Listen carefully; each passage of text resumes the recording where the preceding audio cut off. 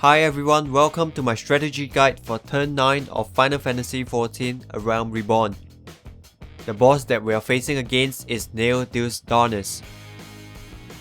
Before we begin, there's a few criteria that you should probably want to meet to make this fight easier for you.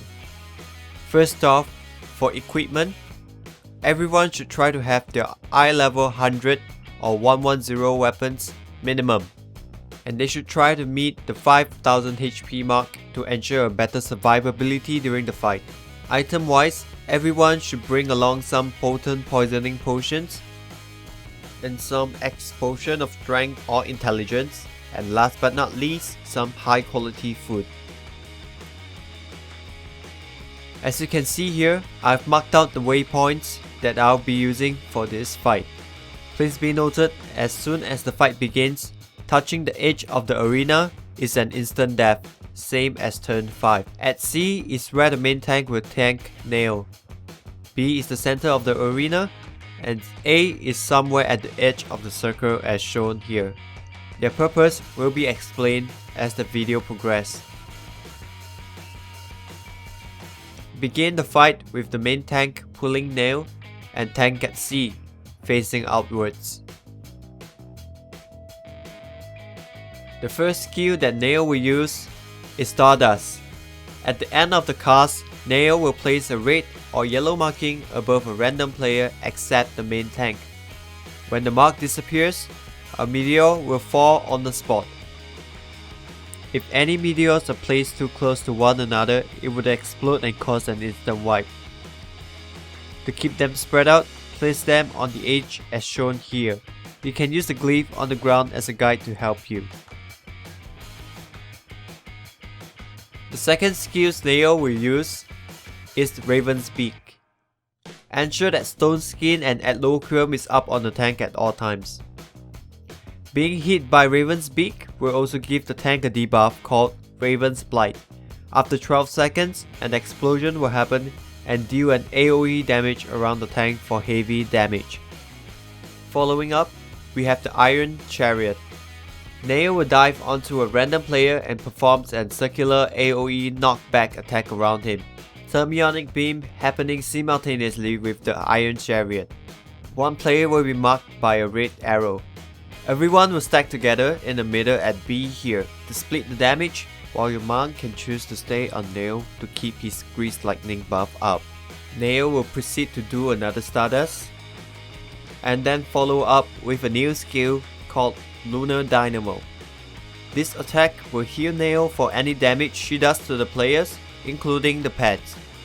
To avoid this, make sure your melee stays within the range of the green circle shown here, and your range DPS should be outside the red circle at maximum range. This is quickly followed up by another new attack, Meteor Stream. Players will be marked by a blue arrow above their head. Make sure not to stack on top of one another to prevent stacking of damage, and you should be fine. Neo will use Raven's Beak once again, and Stardust. Healers will need to pay attention on the following Meteor Stream attack because this time Neo will cast it twice instead of once, so pay attention on whoever gets marked twice by the arrow and top up their HP. Phase 1 is pretty much all the same from now. Just react accordingly to the skills she used and you'll be fine. However, try to face her before you get your 5th Stardust, as Neo will require a more stringent DPS check on future phase. You can use the skill progression on the bottom of the video to help you plan out your skill cooldowns.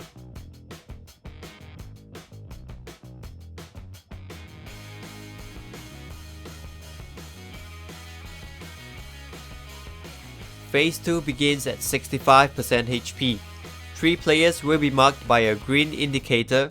Place them in the circles as shown here and move out as soon as the indicator disappears. This phase has a few set of rules that you need to follow. The meteors will spawn 3 golems and you will get 65 seconds to finish them all. All meteors that you placed just now will all need to be fed to the golems before they die, and you can only feed a maximum of 3 meteors per golem. You'd also need to ensure that they don't get too close to each other, or else they will combine to become a super golem, which pretty much means it's a wipe. After every 30 seconds, the golems will also swap color. Firstly, the blue golem shall be tanked by the TPS and should be downed first. His ability includes Earth Shock that must be silenced, or else it will cause a red-white paralyze. He also has Magnetism, which attracts all the meteors near him.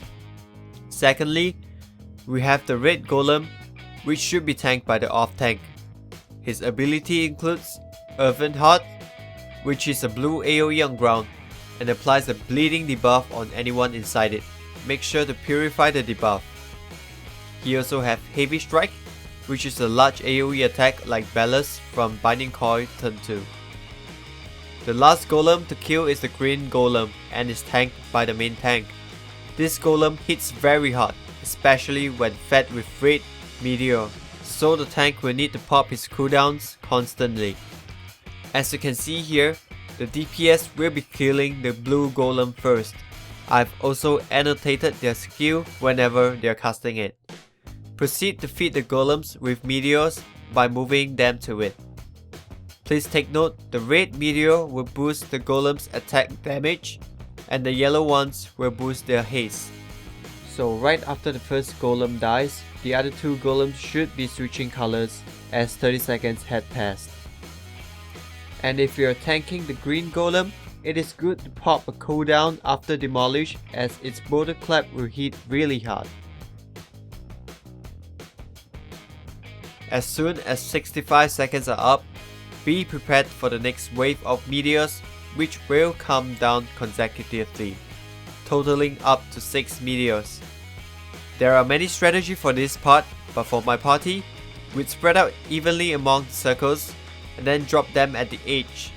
Make sure to find the new spot immediately after dropping a meteor, cause there'll be chances that you will get the meteor more than once. From here onwards, it's pretty much a repeat until phase 3. Back on dropping the meteors, one other common method that some use includes stacking together and run at the same time in a clockwise direction, dropping the meteors on the edge of the arena as they go.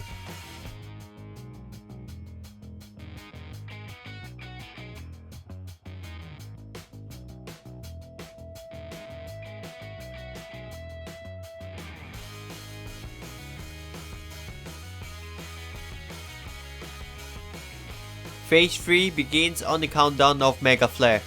Get everyone to stack on waymark A except the main tank as shown in here. Make sure everyone have Adloquium and Stone Skin up to survive the Mega Flare. Nail will dive down on the main tank. Pop all your poison potions and strength potions because you want to face this ASAP. The first attack you'd see is Heaven's Fall. At the end of the cast, after around 3 seconds, a pillar will fall right at where B is. This will push everyone towards the outer ring, so position your character carefully and stay out of the yellow AoE explosion, or he will die instantly. Right after the pillar disappears, the off tank should be ready in the middle to pick up a new ad spawn called the Ghost of Eorzean, which could be spawned anywhere in the arena. Pick it up and take it away from the party because he'll leave an AoE explosion when it dies. This ad hits hard like a train, so off tank pop the cooldowns.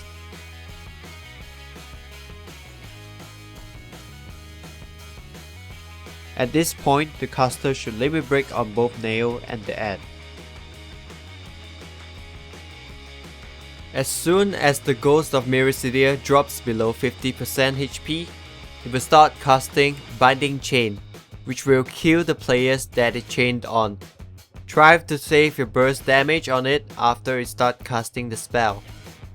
After it dies, it will leave an AoE explosion. At this point, everyone should check if they have the Garrot Twist debuff on them. This debuff causes Garrot debuff to stack and then increase speed, which instant kill the player if they happen to reach its 9 stack. In order to remove this, the player with Garrote's debuff will need to step onto the white circle left behind by the Ghost of Miracidia. Nail will cast Heaven's Fall again, but this time the AoE pattern changes and Nail will also cast a new spell called Supernova.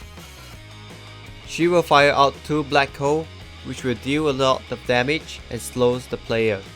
Make sure to bait for the 2 black hole by positioning a character at the outer edge.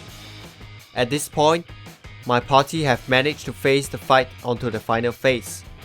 If you do not have enough DPS, the phase will continue spawning another Ghost of Miracidia and followed up by Heaven's Fall again.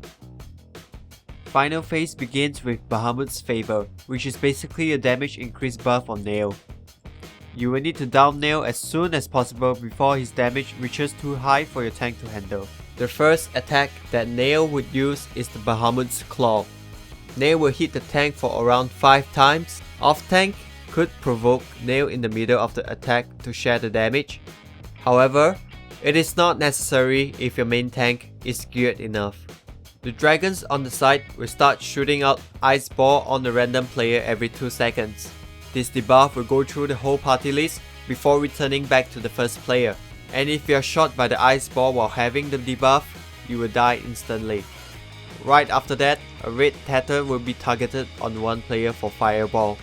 After a few seconds, the dragon will cast Fireball on the player, applying a fire debuff on everyone around the player. Same as Ice debuff, having 2 fire debuff will instantly kill your character. So basically, the idea of this mechanic is to balance the party's fire and ice debuff to ensure no one dies. To counter this mechanic, have everyone stacked together throughout the whole phase, as Nail will no longer have frontal swipe attack. For the first fire, have the targeted player to move out of the group. The last element, make sure to always check your debuff status right after the fire tether is gone, as Nail will cast Thunderstruck on one random player. This Thunderstruck debuff will explode after 5 seconds, dealing 4000 damage and paralyze everyone in a small AoE around the player. The player will need to position himself behind Nail after his jump away from the rest of the party. As you can see here, the fireball is shot at our monk away from the party, and I've positioned myself behind Nail away from the rest of the party, which is stacking with the tank here in front of Nail.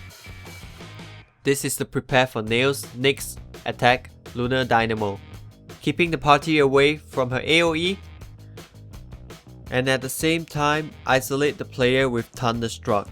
Now the player with Fire Tether will stay in with the group.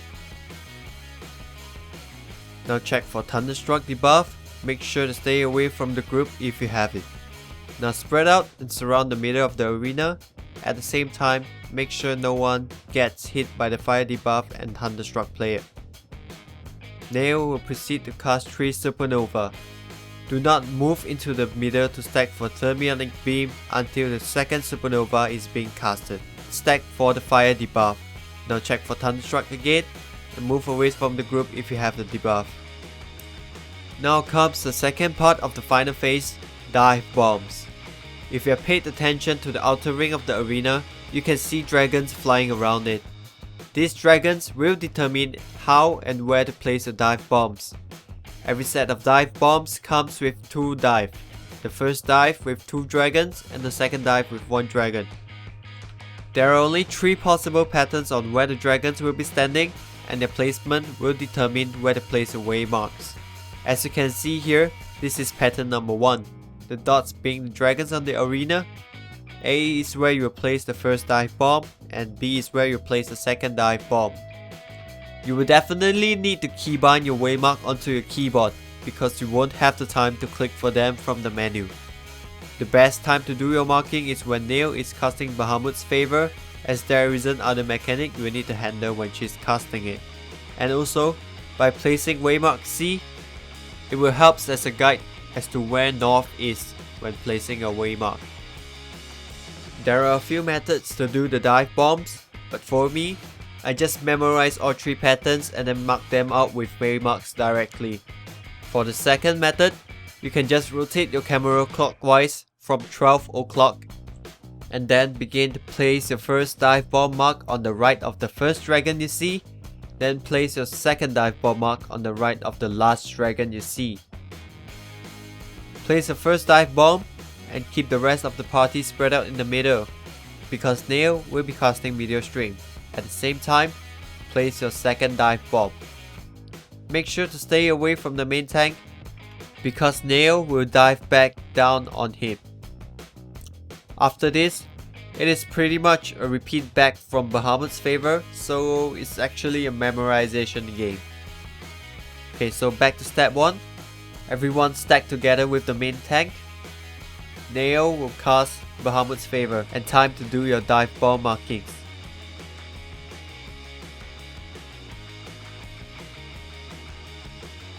Next will be the first fire out.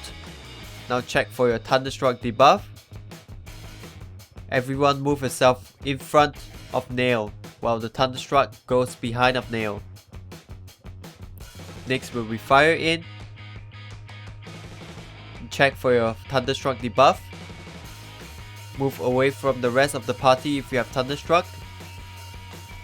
Now spread around the middle. At the same time, fire out and stay away from the Thunderstruck player. Now wait for the Supernova, the first shot, second shot. Now move back to middle. Stack for Thermionic Beam. Fire in. Check for Thunderstruck debuff. Move out if you have the Thunderstruck debuff. Now prepare for dive bomb and keep a lookout to where A is. Move to A for your first dive bomb. The rest of the team spread out for Meteor Stream. Second dive bomb. Get ready to stack on Nail for Lunar Dynamo. And it's a repeat from now. Everyone stack together with the main tank again.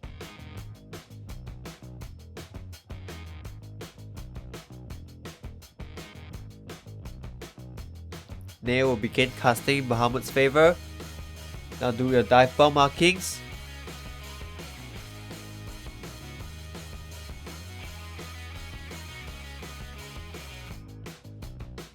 The first fire will be fire out. Check for Thunderstruck debuff. Everyone move in front of Nail while the Thunderstruck behind. Lunar Dynamo. Next will be fire in. Check for your Thunderstruck debuff. Move away from the party if you have Thunderstruck. Now spread out around the middle. Same time fire out. Move away from Thunderstruck player. Wait for Supernova. First shot, second shot. Now move to the middle. Stack for Thermionic Beam. Fire in. Check for a Thunderstruck debuff. And that is all to the whole T9 fight. I hope that this guide can help you with your fight, and don't forget to like, favorite and subscribe if you wish to see more Final Fantasy XIV contents. I thank you for watching the video and I hope to see you again soon.